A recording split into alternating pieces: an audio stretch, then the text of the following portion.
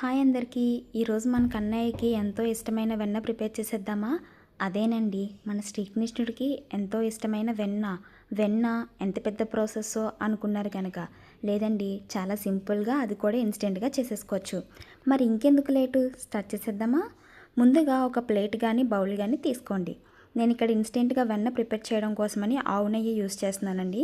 So మీరు ఎంత quantity అయితే వెన్న చేద్దాం అనుకుంటున్నారో అంత నెయ్యి తీసుకోండి.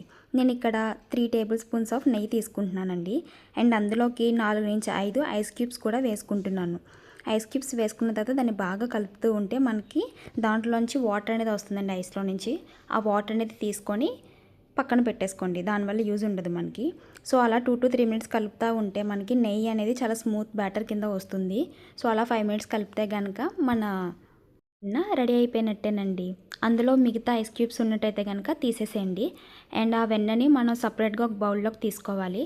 అలా తీసుకున్న బౌల్లోకి మన దగ్గర ఒకవేళ పటికి బెల్లం చిప్స్ ఉంటే కనుక పటికి బెల్లం చిప్స్ వేసుకోండి. ఇన్కేస్ పటికి బెల్లం చిప్స్ లేకపోతే కనుక పటికే ఉంటుంది కదండి, దాన్ని చిన్న చిన్న ముక్కల కింద చేసి కూడా వేసుకోవచ్చు.